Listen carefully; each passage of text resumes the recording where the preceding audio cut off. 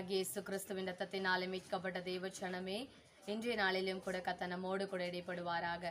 இன்றைக்கும் கர்த்தர் நம்மோடு கூட பேசுகிற வார்த்தை மத்தேயு 23வது அதிகாரம் 12வது வசனம். தன்னை உயர்த்துகிறவன் தாழ்த்தப்படுவான், தன்னை தாழ்த்துகிறவன் உயர்த்தப்படுவான். ஆமாங்க, வசனம் இப்படியாக சொல்லுகிறது, தன்னை தாழ்த்துகிறவன் உயர்த்தப்படுவானா. நம்ம எந்த நிலைமையில் இருக்கிறோங்க, நம்மளே ஆராய்ச்சி பார்க்கணும். கர்த்தர் கொடுத்த பலனை கர்த்தருக்கென்று உபயோகிக்கிறவர்களாய், கர்த்தர் கொடுத்த தாளந்தை கர்த்தருக்கென்று நம்ம உபயோகித்து நம்ம தாழ்த்தி கொண்டிருக்கிறோமா, இல்லை கர்த்தர் கொடுத்ததான தாளந்துகளை பயன்படுத்தி நம்மை நாமே உயர்த்தி கொண்டிருக்கிறோமா? ஆராய்ந்து பார்ப்போமா?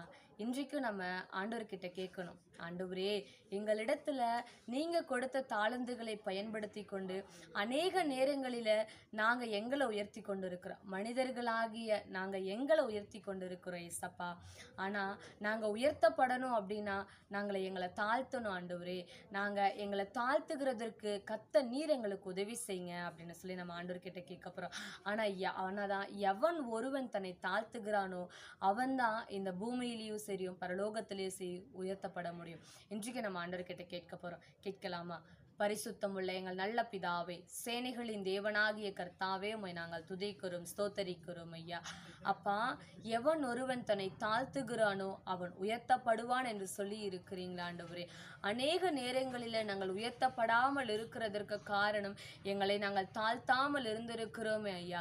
கர்த்தருக்கு முன்பதாக எங்களை தாழ்த்தாமல் இருந்தது தான் ஆண்டவரே நாங்கள் உயர்த்தப்படுகிறதற்கு இன்னும் தடையாய் இருக்கிறது ஆண்டவரே. இன்றைக்கு நாங்கள் எங்களை ஒப்புக் கொடுக்கிற ஆண்டவரே, எங்களை நாங்கள் எங்களை அர்ப்பணிக்கிறோம். கர்த்தருடைய சமூகத்தில் எங்களை நாங்கள் தாழ்த்த அர்ப்பணிக்கிறோம் ஐயா.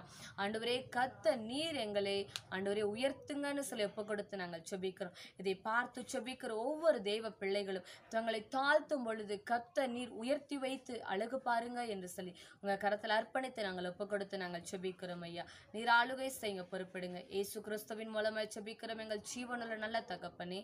ஆமேன், ஆமேன். கர்த்தருக்கு முன்பாக உங்களை தாழ்த்துங்க, கர்த்தர் உங்களை உயர்த்திட்டே போவார். God bless you. God bless you.